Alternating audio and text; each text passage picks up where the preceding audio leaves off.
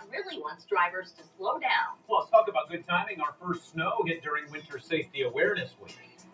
Live, local, late breaking. From the WHIO Broadcast Center in Dayton, this is News Center 7. Tonight, the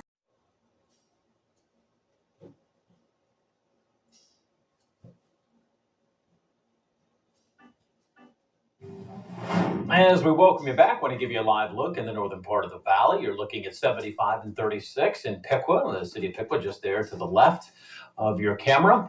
Winter weather advisory is going to go until about 4 a.m. Storm Center 7 Chief Meteorologist Austin Chaney is going to walk us through the timeline, the temperatures, and the new totals he has. That's in less than 5 minutes.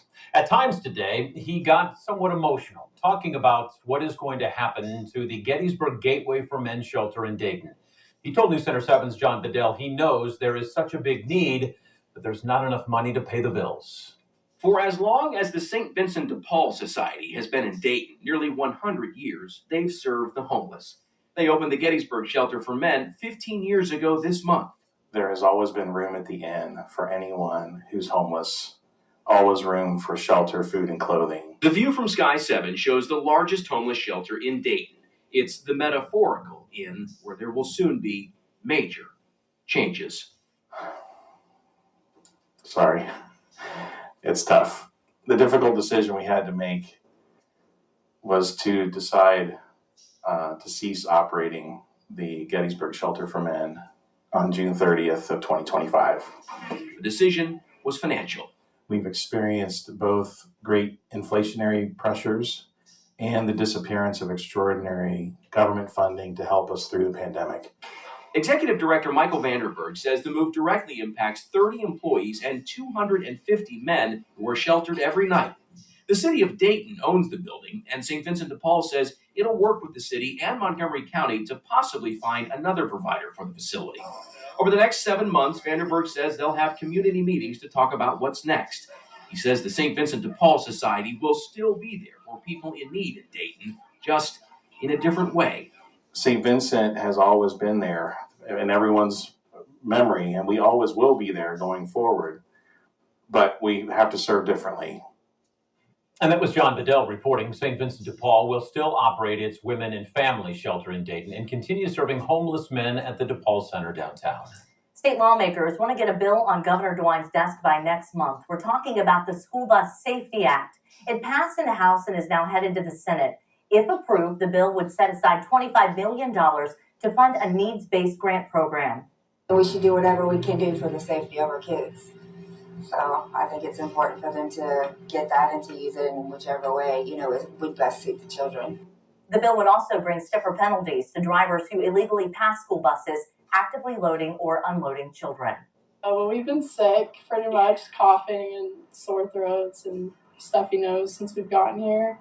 And Ohio State University, they think their dorm is making them sick. Students, parents went as far as hiring an inspector to test the building. And they said Lawrence Tower has mold. University blamed this on a water leak there at the tower, and it impacted almost 3 dozen students. But the inspector thinks the problem is much bigger.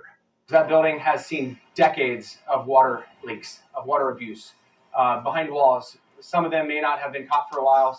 The leaks may have been stopped, but mold was never properly addressed. Is this dorm safe to live in? Not for me, not for my family. I don't think so. University moves students out of almost 20 rooms, and it hopes to have air quality tests finished tomorrow.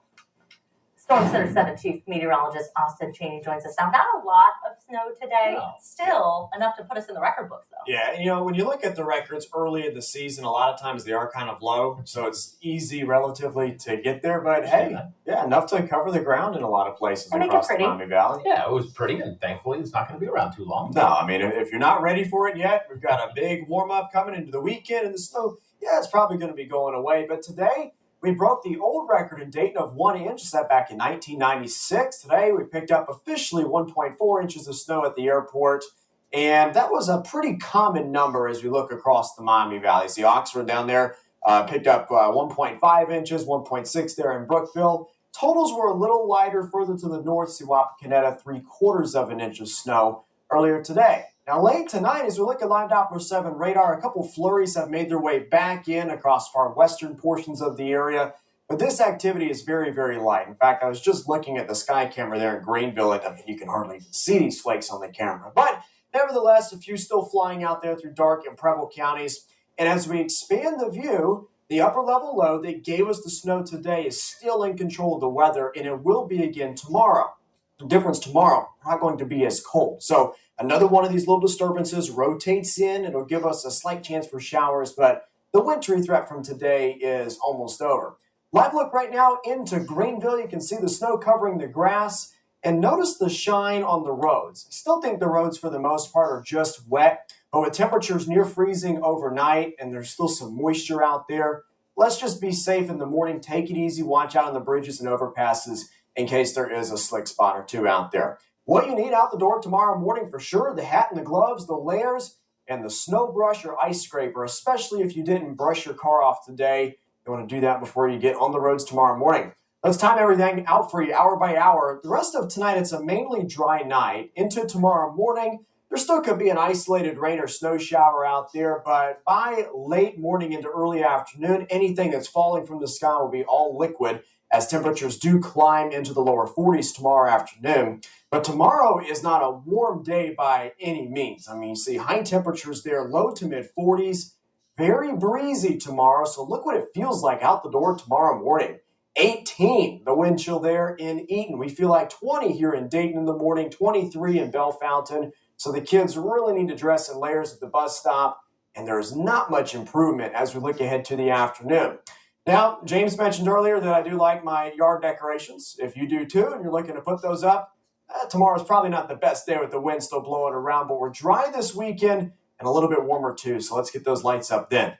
Here's my Storm Center 7-day forecast. Again, tomorrow, chance of a rain-snow mix shower in the morning and then just rain showers during the afternoon, that high of 43. We're warming up this weekend, but there's still a lot of clouds hanging around. Monday's the warmest day at 56 degrees, but that's a cold front that gives us the rain showers on Monday. It sets us up for a cool Thanksgiving week, and then we got to watch Thanksgiving Day, a chance for either rain or snow showers right now, depending on the temperatures once we get there. All right, Austin, thank you. Apple is very concerned about the things thieves are trying to do with our phones. It wants people to make changes on these before they go to bed tonight.